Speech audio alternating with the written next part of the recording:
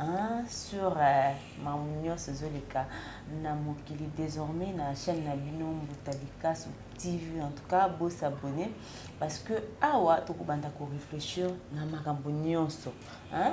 Donc yo poso na sujet à réflexion en tout cas au komeli biso au tindeli biso ba commentaire na bino en tout cas et que ça la biso bien. On est là avec Mbutalika, donc désormais avec lui de to banda obeta masulu na site Oyo Mbutalikasu TV. Mbutalikasu, ouais. Bonjour. Ouais, bonjour Bobette Imboyo. Bonne santé. Moi, na malamu, moi, c'est kitoko, na presse, et puis tendre. Voilà. Non, santé, ça va. Réfléchissons un peu. Et ça, idée monte aux yeux pour tout réfléchir. Bande wana biso ba internet to baza partout balanda biso balinga ko partager mingi balinga ko kolisa makanisi ndenge biso beto linga ko kolisa makanisi ya wana to zu idée ya réfléchissons un peu donc numéro ya wana o par ozala ke azana idée moko boya lingi to développer abanda ko benga to bana ko débattre ngo na personne nazana idée to débattre Bobette so azana idée to débattre. On est là pour ça, donc voilà. On est là pour ça. En tout cas, bino pena en tout cas les bater à ko. Baniment la biso zawana en tout cas beaucoup mélange biso. Ah tembu tanga na besoin de débattre non sur eux. Donc biso peut tozo lo babou ba commentaire na bino et ça la bien. Donc tout partager vraiment tout réfléchir biso nyons parce que ça makambo belé au faut tout réfléchir biso na bino mais donc kanisa elongo voilà na ba déconnexion d'internet partout dans le monde au Australie au Japon au Afrique au nakata Congo Amérique surtout bato Amérique ba komela nga mingi Europe surtout France Belgique net na Allemagne kuna et pas couple Gary Tamako baza couple Gary Tamako na pesi no ba meilleur vœu na maman nono qui vous na Bundes donc de temps en temps entre nous et notre famille internaute. Et surtout, donc, site n'est venu en Mbutalika sur TV. Non. En tout cas, on est en Mbutalika sur TV. Ils ont Mbutalika sur TV, c'est Mbutalika sur Mbutalika sur non, on est en Mbutalika sur. On va tindre moi micro. Voilà.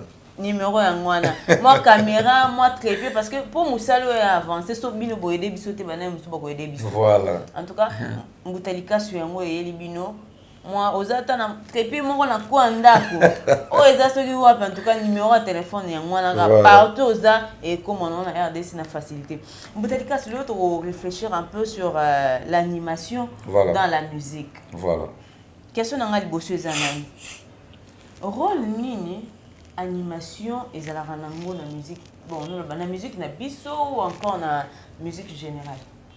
Bon merci Bobette animation ils ont un rôle makasi na musique parce que ce qui animation ezate musique etikali slow donc musique etikali ya malembe ya rythme oyo bato bakobina mais na kimia.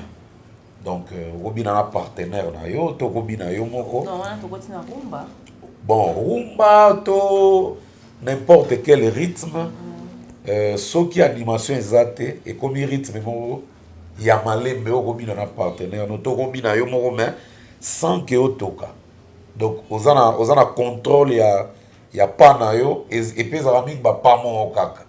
Ils aura souvent ba pa mo to ba pas évoluer mais ils appellent ya ko chauffer nzoto te donc il y a une animation rôle nango ils ont makasi na musique parce que ya mon tezo côté ambiance ils ont na concert ils ont na fête ils ont na bar ils ont na boîte ils ont chauffeur azo kumba soki mo azo ka musique ils ont na animation mo mutezo ningana moi azo contrôler mo ko kumba na izo pongezo ya te mo elengi mo boye animation ezaka gâté pour la musique na biso ezala na ba salsa ezala o R&B ezala donc na ba rythme nyonso ba sala na mokili oyo ezala animation nango ezala ne ozolo ba rumba wana ezala bato ba beta ba rumba na animation na kati to ke kutu musika te par exemple Nzemo Madilu système atikelaki biso na dernier album na ye tonton gigolo eza rumba total mais ce comme côté moko guitare ekoti au sentir que elamuki ata bwaki na écrite mais na piste ata ba partenaire ba wana obina malembe bakotika na pe ba baninga mwa au chauffeur pe mwa nzoto eza rumba par exemple eza ebele même ba karma pa Kofi kutu champion donc Kofi ezala beti rumba au sentir que moi eloko moko boye fe ezala wana ekota mwa omoni ntango guitare déjà eye lead guitare lead ntango eye déjà elingo oloba ke totie mwa ambiance moke ezala rythme yango eza mpena vrai slow vraiment donc elingo oloba ke guitare eapporte déjà mwa ambiance moko boye nga na kamwaka ndenge bato balobaka ke animation eyeka na ba 80 na Congo nga na kamwa yango et puis na ndima yango te animation eyeka na 80 te nayebi naodéveloppe na ntina animation ezala na batango bapapa na dom nakoloba bazalaka mpe bagene otango bawendo bagrand calais bazobetaka musique à l'époque bazalaki bavieux te bazalaki na bavingtaine bazalaki na bavingtaine d'année delingo oloba bazalaki mpe kaka na rythme na bango wana oyo biso tobengaka rumba ya malembe bazalaki mpe na baanimation tokodémontre yango na kati ya émission donc voilà animation eza na rôle makasi na kati ya musique ezala ya mindele ezala ya noir bandeko na biso bazala libanda rythme to bayokaka animation eza important par exemple eza animation si afro congo kutu donc so otali mpena bien eza totalement animation parce que rythme yango ye na mwa cadence ya kochauffe bafro congo bakupe décalé eza bagloba ngo na mwa catégorie moko batiango na dépôt nango ozomona donc eza basembe na biso tobinaka oyo eza na source nango sembe no tobinaka lelo na baorchestre nyonso source nango mpe eza tolobela yango mais animation ebanda nango kala donc animation ebanda nango kala donc voilà même na barap baanimation ezali bato bayebi banzembo barap ebele même dans le temps na ba 90 omona bagene mo babimaka à l'époque bazala bana mike ba Chris Cross jump Chris Cross meke jump jump eza animation ozomona banini ba MC ya me wana après nzembo akosambela après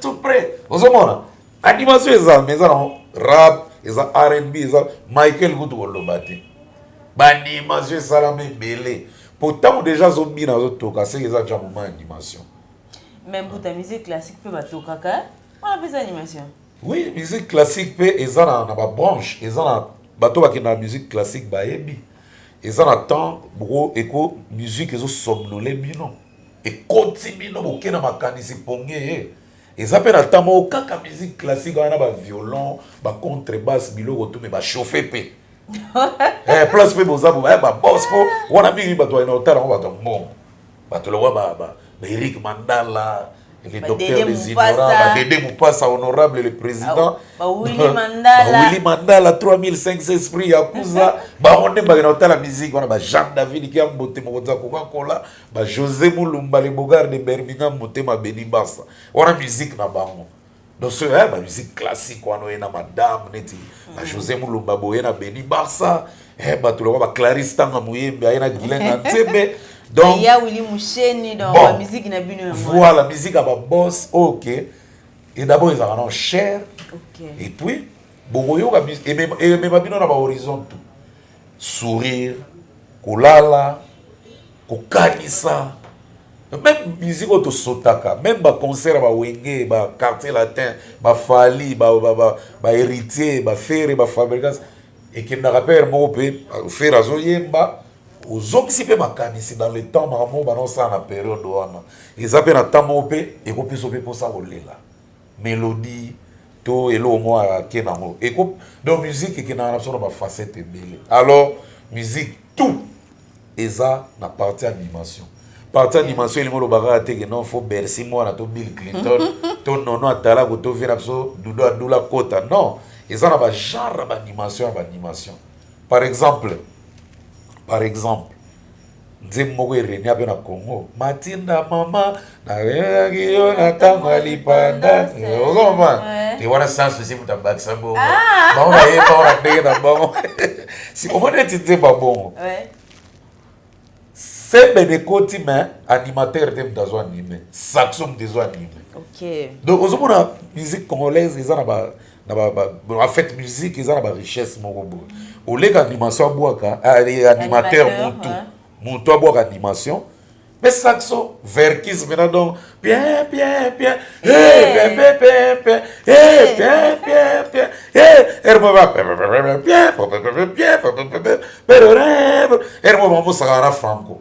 Franco atindi na guitare, yazongsi na saxo. Franco atindi na guitare, yazongsi na saxo. Des animation.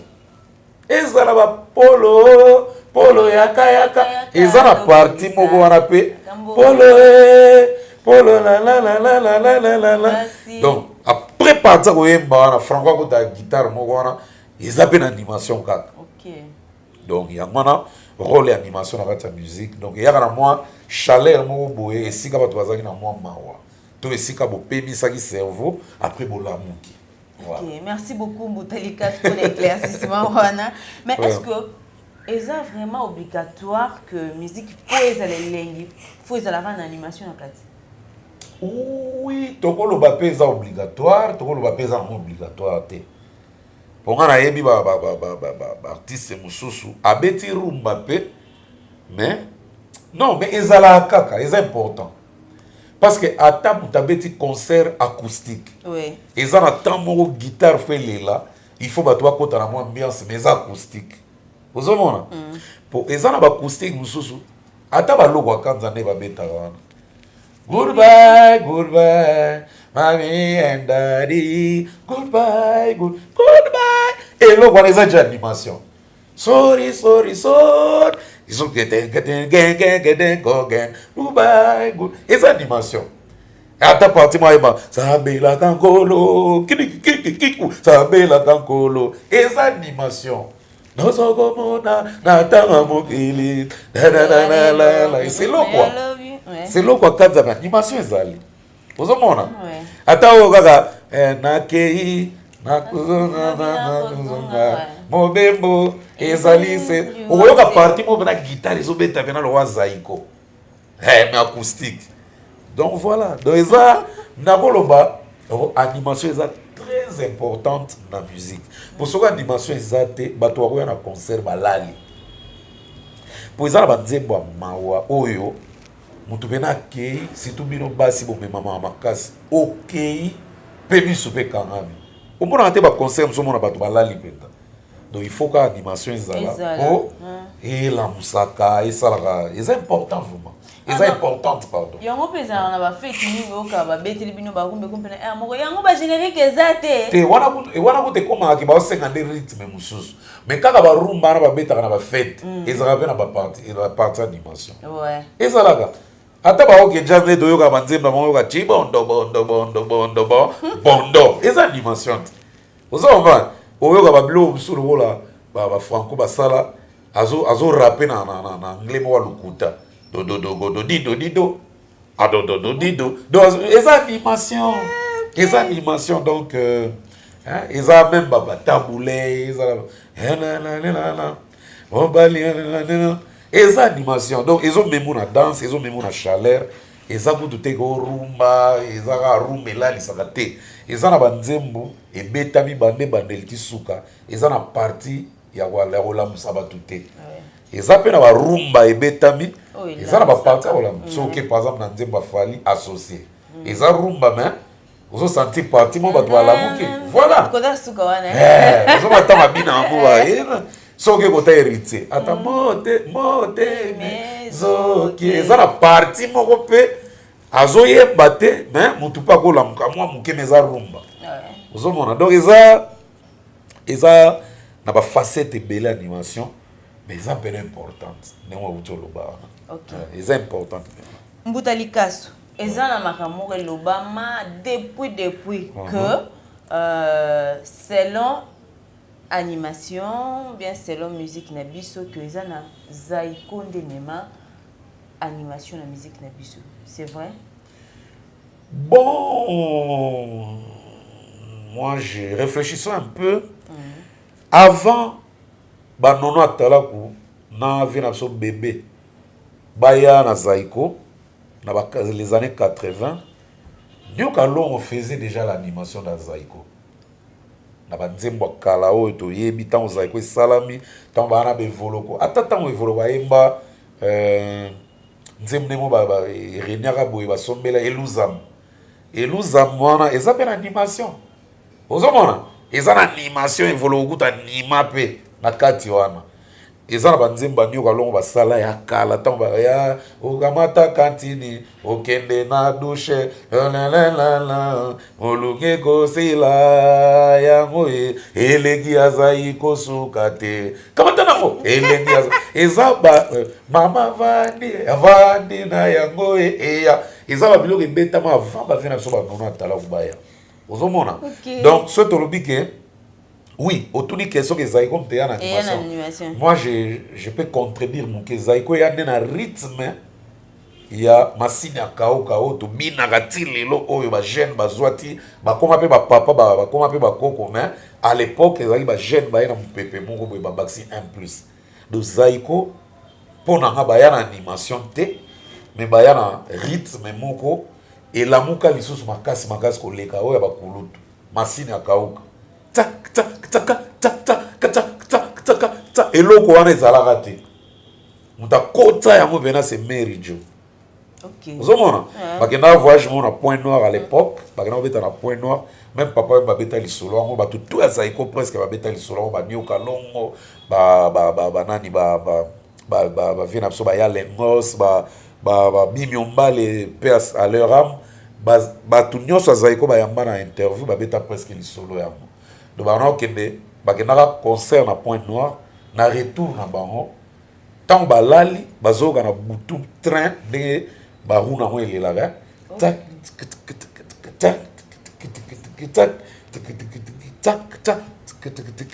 tak donc na butu na bazuide, Mary Jo azuide. Donc bazaki dans l'ensemble quoi, bazo zo ba idée.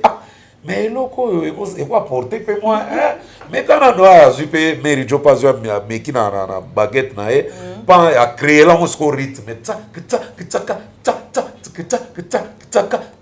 et ya mwana nde apport Zaïko ya non do Zaïko ba yande na rythme oyo et continue til lo ba robino mundibu bazo beta bâtiment wana eza bâtiment Zaïko même na OK jazz batoyo bazali ana ba animation na bango à l'époque bano e bana ebe ko renier pour ngana bolo ba teke Zaïko mte ba animation ba franco déjà ba sala ba animation ba grand kale ba sala déjà ba animation so olandi ba nzem na bango kala oyoka animation ezali bazo buaka pe ozo mama bazo buaka pe ezali o eza première partie à réfléchir un peu partie animation ceux qui to ba ndeko na so ba internaute ba réagir. Nana koya na deuxième partie na ba preuve sikoyo toyokaka quelqu'un na bando yembela bino quelque ba preuve pour comprendre que animation bana na moka mais mbuta rien ne manque de démontrer biso moi kasi yango na banda o démontrer bino déjà so ke na ba matinda wana oyoka muta obwaka te ne saxo so ke pe na banzembo so ba franco oyoka pa animation eza nango mais franco mtazo bwaka ou bien azo tumbula ne kaka batu mais bazo ça ba réponse ozomona musuku to mona bazo soa na te mona ba seka muntu mérite se benezo beta ezaki pas animation ozomona parce que Zaïko bango ba yena apport na bango ba yena eza ba donc ba bakisi rythme moko existaka te tango ba kulutu la miso ali boso wana bien que bazala pe ba jeune à l'époque mais rythme wana Zaïko mteana et développer sigo et comment on va bon net ba misus qui mbangis te pe ya non parce que depuis le temps à l'époque qui mbangis te pe ba no beta ba biloko wana donc dans koloba zaiko ba na masina kauka ba sangisi na ba bâtiment ba kimbangiste ba armée di sali ba biloko belé et boti ba multitude de rythmes ti lelo ba couper décaler zui ti lelo ba belé ba zui et que partout dans le monde et loko na ya masina kauka c'est zaiko qui l'a créé donc il ngolo ba ke apport na bango ya mwana et puis zaiko ne ba valoriser animation na marque ke et ils ont un artiste moko permanent ça la animation donc le bazaiko mbene loko après zaiko c'est Empire Bakuba o baye pena que non leader te chanteur pété chanteur azo boaga na ene wera boaga na mulolo na album mulolo ebike wera mtaboga ba cri bande bandeli tisuka fali pas animateur dans quartier latin fali boaga na quartier latin fali kutu à l'époque bon neti wera anima pena album mobimba donc to loba chanteur artiste chanteur danseur compositeur mais à ça li animation na 4 albums ozomona bon ba fali pe baza bongo mais bazali déjà na batu bakuta déjà lo bongo ke déjà ba animateur eza batu basala ka makambo bango baza de zaiko mteyane lo wana ke bato yo spécialité na bango basala ka makambo yo le biso to sala ka do biso to bina na biso bango seconde basa ikomi na musala na bango donc na kolo bazai comme de créer compagnie animation do comme wana do profession na ke ba animateur ba comme na orchestre na kolo beza zaiko parce que à l'époque même ba Mio Kalongo ba Mimi ba Mbuta Mashakado surtout trio ma Jesse au mona Saxa Cool Jeskin na mususu wana donc bangonde kutu ba animation zaki ya osara kutu ba wa ile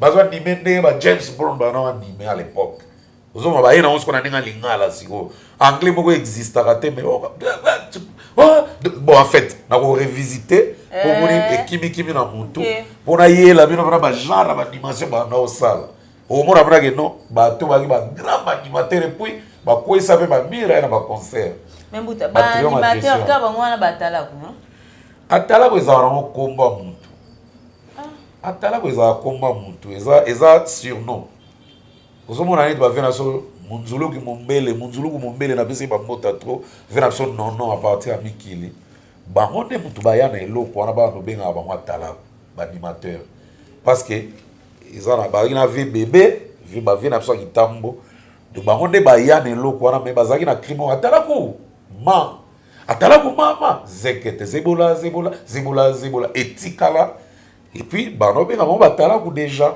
et mopepa na lokwa bango moto babandaka yango na zaiko ntango juna mobafaye na Empire oke na Shock Star bavie na biso ditutala baye bato ebele baye na animation et bango mpe yango kaka batalaku etikala petit lelo donc voilà mais c'est des animateurs c'est des artistes mais animateurs de rôle na bango pena na groupe bayaka ocha chaleur et zaiko de créer eloko wana. Ok, merci beaucoup Mbutalika. Soki na bungi moi muke bako ebisanga na ba critique. Ba commentaire na bino c'est vraiment très bien en tout cas. Je crois que je suis dans les bons. Réfléchissons ensemble parce que tozo réfléchir biso moroté. Tolingi na bino pe beaucoup ta masolongo. Automatiquement. Ba réaction na bino ezala vraiment très kitoko mais Mbuta. Pona yo quels sont ba animateurs au ba marka époque na bango na musique na biso ya Congo. Ouh. Maintenant na Congo après to quel libanda? Net na libanda na koloba na libanda loba Congo na biso ka ya ngabwa o basala ka même animation na ndenge pena zaiko e créer mais na ba Côte d'Ivoire et goya après mais animateur te leader ye moko a sala animation coupé décalé et na nga lobi mais na ba rap banini wana ba animateur ko ba vina so ba nono bazala raté wana za kaka chaleur na kata musique bazo animé donc na koloba rappeur ka quoi rapper animé pe wana za na branche mususu mais na koloba na bateau pe na ba yake na ye musala ya animation na orchestre o pe na ba marka soki na mémoire nge bungite d'abord Venono munzuluku mombele en tout cas a marqué sérieusement nono atala bano benga atalaku ma nono marka bazala baona bébé mais on t'a marqué plus ces avis nono o pena que voine et c'est là qui voit Zaiko voit ya vira son bébé et banega ko accompagner pour bana ça bana abana pe ko animer mais pas trop comme non ne voit ne domina ki moi mingi donc non marqué que époque Zaiko après non c'est vient so juna mon bafou en tout cas a marqué pour à l'époque ba pépé kalé pe bana boka ba moko hermo on appelle Papitex na voix nega wana maboa ki ba animation donc vient Papitex na sola na mutu moko Blanchard na Londres aza parmi les premiers ingénieurs et internet il y a Congo il y a congolais pardon avant na Londres aza grand prêtre na ma internet et puis na grand réseau abetela lisolo mo abimbuta mon frère Blanchard je vous salue en direct de Londres abena on dit Papitex ngana mona ka bambongo na bango ezaba na ba droit d'auteur soki lelo ba biba pesa ye a cause même ba 2-3 millions d'euros ana ba millions wa mais azoa ngote ve Papitex soki moyen zali kota pena en contact na petit nom Butalikasu na peso coordonné ya mutuana beaucoup collaborer ba bisilo ba mbono po ipare nzemu na yo moko yemba na cinéma na kata film ya Hollywood pena ya ba américain et puis Zaiko langa pe bana ba quelques titres oyo yemba na film moko ya makamba ba rwandais mais na kata Hollywood ba tourna yango pena eza film à Hollywood ya ba américain Zaiko bazwa mo ba musique na bango et puis ve kwendi pas na kati wana na kata film wana mais oui ve kwendi jouer rôle à colonel moko boye parmi tant génocide bando salama parmi ba colonel Hutu bazwa ve kwendi azana kata film wana donc ezana ba ministère belé ezaba Kofi ezaba papa Wemba ba Fali ba Fere ba ministère belé ba Butalikasu pe oyo même ngai na bandi déjà ba démarche na ndengona wana pour tout récupérer ba mbongo na biso parce que ba mbongo mingi oto zo na ba droit d'auteur ezana ka bandam ezana ba place belé ba tinda ka ba mbongo na biso ba droit d'auteur mais to se retrouver na hote parce que yaza congolais oyo azana million wana na Grande-Bretagne na Londres ayebi makambo wana asoufflaki ngango tant osalaka émission na Christophe manager à Werason après tant suscitaki moi ba makelele parmi bato abenga ya benga na totikala en contact lelo il m'a fait voir comment ça marche sur le plan de droit d'auteur ya wana bine to ba ve Papitex bato belé ba juna mombafu faut ba kota en contact na monsieur Blanchard wana bato nakolo ba artiste et tout ezala ba trio Majesty ezala ba moi bana Franco ou atikala héritier peut-être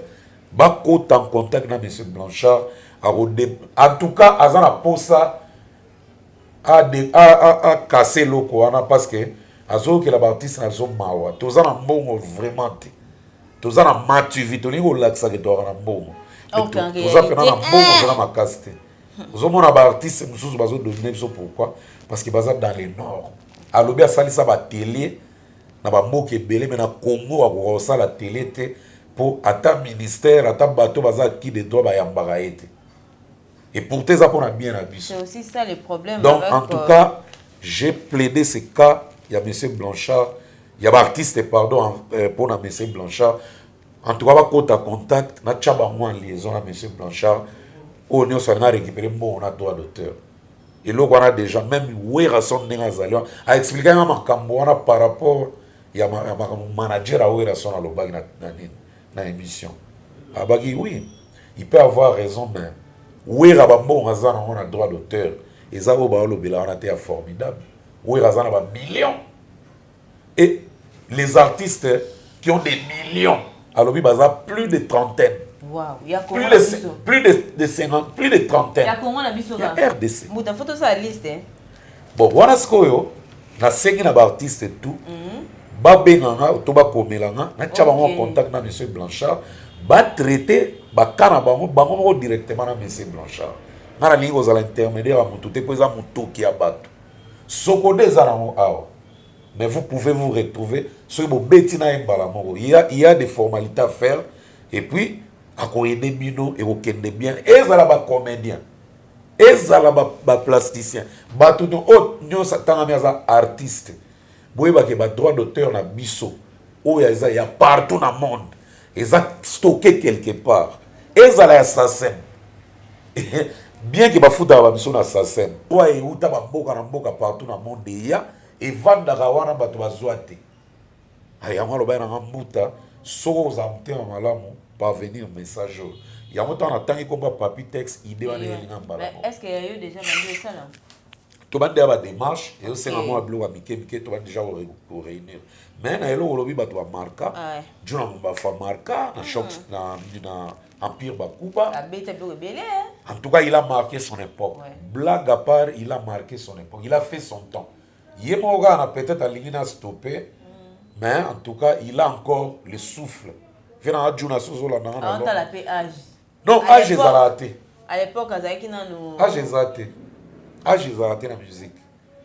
Papa Simaro, avant beta bien que na batamo malade des oaki, avant beta kaka. Ils ont tamu de malade des oaki. Mais vu son âge, il était toujours actif. Il était toujours actif. Il toujours dans la scène.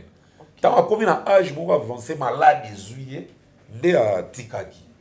Donc, on a la musique, ils ont la retraite. Courage na okaka. Papa, bon, mais naza mukolo ya ba Franco, ba Verkis, mais yé wana zakaka. Aza neuf. On a les gars, la carne, ils ont filmé tant que musicien. Habite à la coin de mon fille ici, mais c'est pas tout le monde. Yaka na bango ta sala ba pleine diversité, mais batu bayaka. Donc na koloba, Juna marqué l'Empire, dit tout à l'heure, a marqué na Shock Star, Torota la Souapi, banani Soubaya na vague makasi na animation, na Grand Zaiko, c'était plus Joe Poster dans nos bords avec Kimingi. Les grands Mouyaka. Paix à son âme. Donc, Bango de Bazaï n'a animateur. Yannick Mumbata, c'est lui qui Mumbata. Na pesi mo bambota trop. Bona ba ndeko na ngai. Donc na bolo baka ke Grand Zaiko ba docteur système te a engagé donc na bolo ba artiste animateur. Non. C'était Joe Poster dans nos bois trop. Et puis Shimita à l'époque Koutou, na ina sala moi clin d'œil moké, ezana nze moi bima en 1986 menace de divorce. Obi ke nze mbwana batu ba eko ebana moi bana libale komi bololo mando je t'en prie ozonga menace de divorce les linges sales c'est l'avant-famille. Ozonga soki pe donc eza vela so et jeune toi boanga muta sala nzembo wana bato bakanisaka Jeffar Daemba venanga Jeffar aux États-Unis na pe bambota to eza Jeffar te eza jeune to bwanga so za na timbre wana tile loza vivant na koma na mwanda plus chroniqueur à ça la animation ya radio et tout donc yem tabimisa album wana menace de divorce muta beta solo ezalaka Baroza place nyo ka longa découvrir penake il y a un Baroza qui existe pour Zoya côté na Zaiko tant Zaiko et Panzani. Et puis Adamo. À l'époque Adamo za na Grand Zaiko. Adamo pas yemba na album wana. Wana Adamo na côté Zaiko Zaiko te ya nyoka loko. Donc à l'époque batu ba yebi c'est Benoît Renia. Ils ont du Joe Poster tem d'abord ka so na ba te so Joe Poster d'abord. Ten den den den ten den den ten donc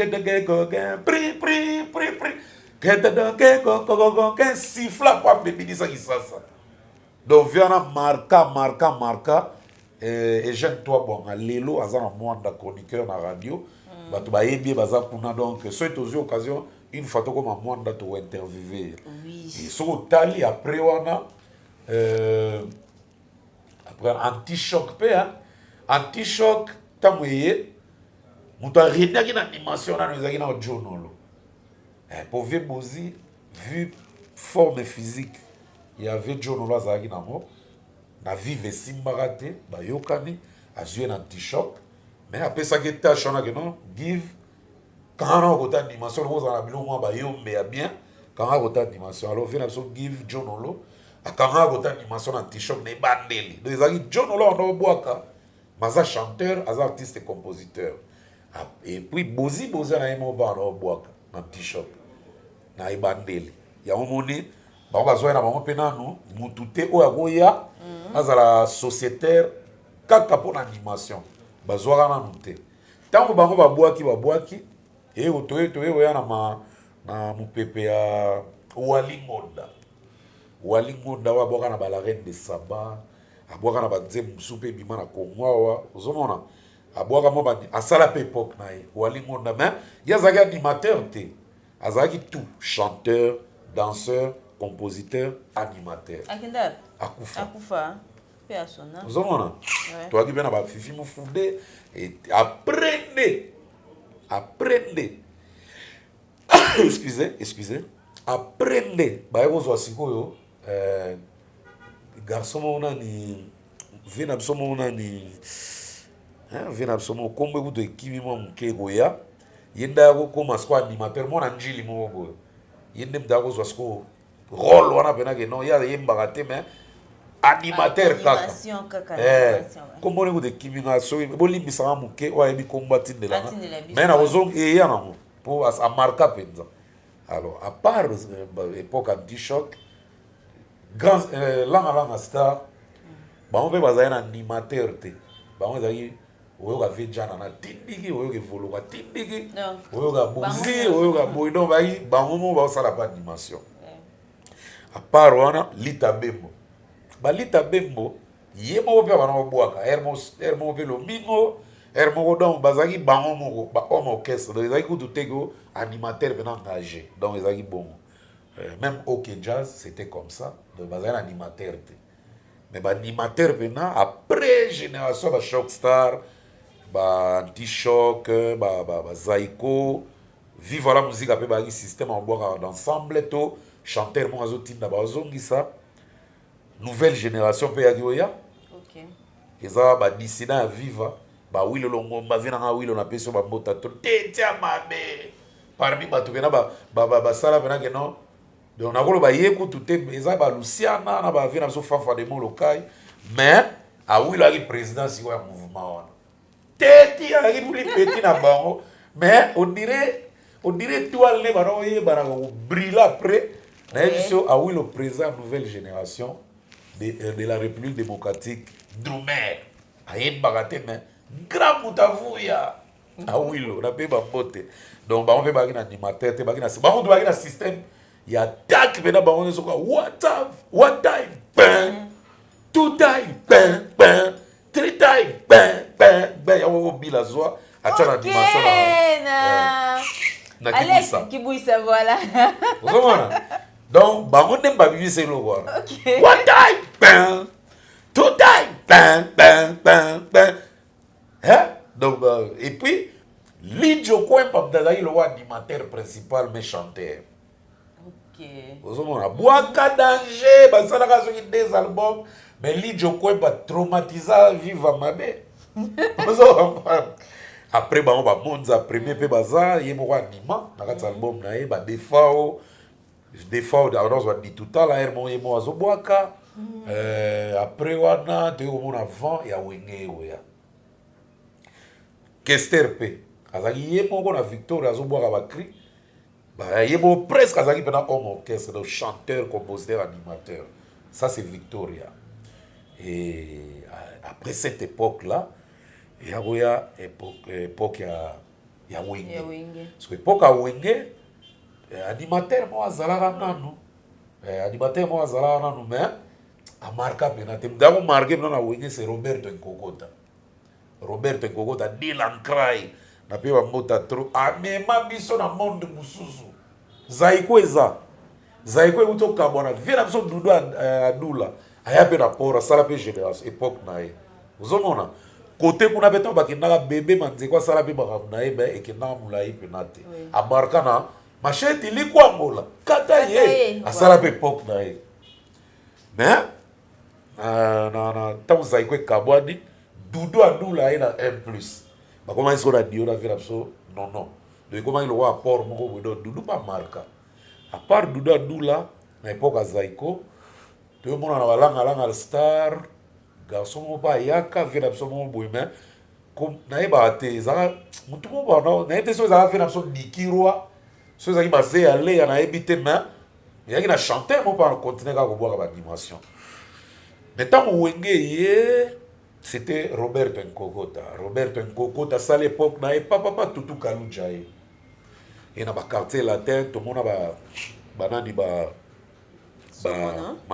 Manzungidi lui Manzungidi abanda na quartier latin o sala étage à suka abuluye ngoma ye aluki mabana ngoma ye alu beta ye aluki na kina ye benama à ça l'époque beta monda en tout cas abinisa après vient abiso Manzungidi bagozo non Willy Bula d'abord à papa plus cri tout boy papa plus c'est mon animal album c'est Willy Bula après Willy Bula garçon ya bivesra passon na émission copie conforme ya Robert Nkogo da Dylan Cry masala ki tamula ite abwa ki magie ngaba kolela animation c'était bivesra passon ti le loza na kina azaye kutu na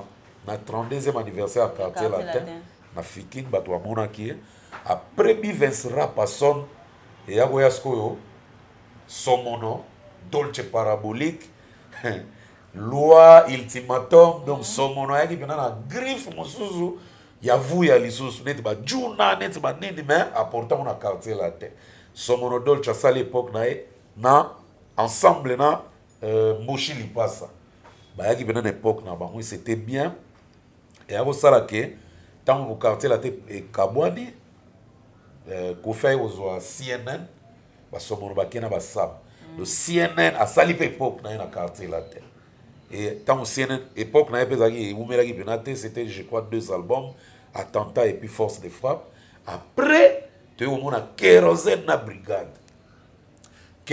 brigade ba sali époque na bango et fracata affaire d'état après wana tu au mona ba Sandra de on a besoin Sandra nani on va boire na droit chemin donc Apocalypse aéroya acide aéroya acide a marqué qui même pas vraiment n'était pas Apocalypse et ne to au monde appelé quartier latin et au sala que va fali ba longwe ba sombana ba soleil ba gypsum ba tutu wana vague wana tout ba bourreau ba eo longana bango de ko faire aux mukusamboa bon azaida na mukusamboa mais ayo marqué après et ayo zoapé Outaki Gessac, Outaki pas Félix. À l'époque, Gessac a marqué na cultura avec Papi Louange, basala ba Malemamboa, basala ba Yonani. Après wana, après Eclipse ayoya na et après. Tant na et après a marqué tilelo ba Bercy mon appelé ba yoya wana tout ça. Et wana cultura. Et alors na Zaiko non, a marqué toujours ti na Doudou Adoula, ti ya comme na tamo papi cocaïne ayoya. Ouais, azela kamwana kole. Ya pas marqué. A marqué vraiment. Si betera kitambo, zela Ozomona. Donc papi cocaïne a marqué, papi louange na cultura, papi cocaïne na Zaiko, ouais. Et ça peut na tamoko garçon ya cité verte Midjana ayaki pe na Zaiko a marqué pe a créé pe ba dimension danger et ça la pe nzela nango a malgré batika na na poto donc voilà et lelo to yo mona époque ya Alain Vimba yene da bin sa Zaiko mais vena so Doudou azakaka ozomona so to gena wenge Tutu Kaloji il a toujours marqué les buts après départ à Robert Nkokota séparation Bakekuna, tu es au monde Jean Tamsina Bibi, c'est le chef d'état-major. Maintenant, Wenge, BCBG, il y avait aussi un animateur qui est décédé. Animateur à Koufra. Ah, nani? Oui. Cellulaire. Cellulaire, oui. Il y a après. Mais il n'y a pas Binissa. Binissa, à marqué à une époque, il y a qui moi 6 mois. Son âme. Il y a qui vers 2002, passant 2003. En tout cas, il y a on a Liboso.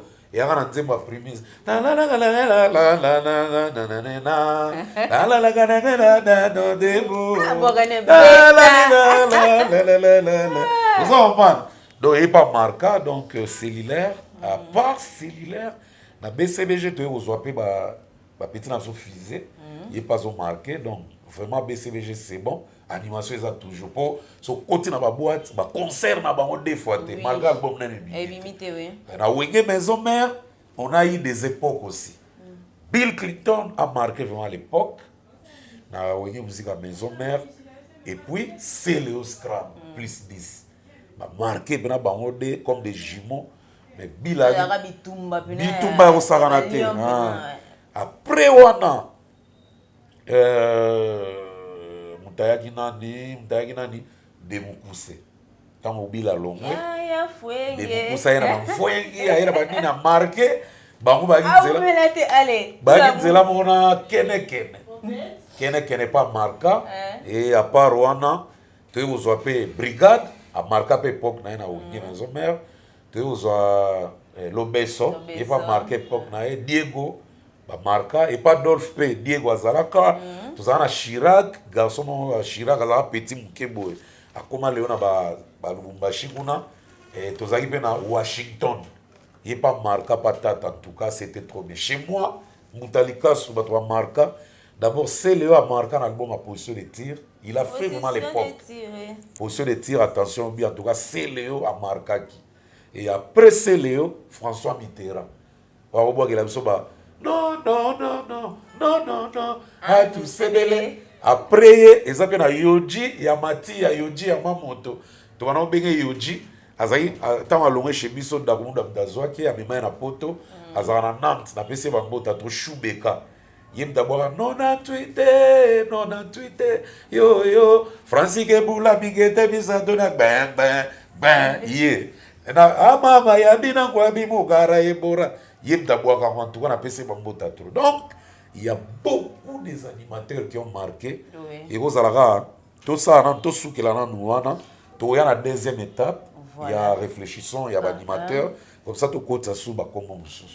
Ok, on est là toujours en train de réfléchir, donc on réfléchir. Bisso, Nabino, en tout cas, liaison, on est au salon vraiment. Kitoko Makasi. Mbouta, pour conclure, Nabosa Nizela. Bon, ok. Pour conclure, en fait, on peut dire que grâce à l'animation de musique à Congo, Bandeko chapeauté Afrique Mobimba. Et ça, l'animation, en tout cas, Afrique Mobimba, grâce à l'animation. Pour même si tu as Franco peut marquer partout dans le monde, oui, mais marquer plus côté chaud. Même si tu as un festival avec la Franco, au moins plus ces qui va partie dansante que va partir au bateau. Ils ont mis en animation.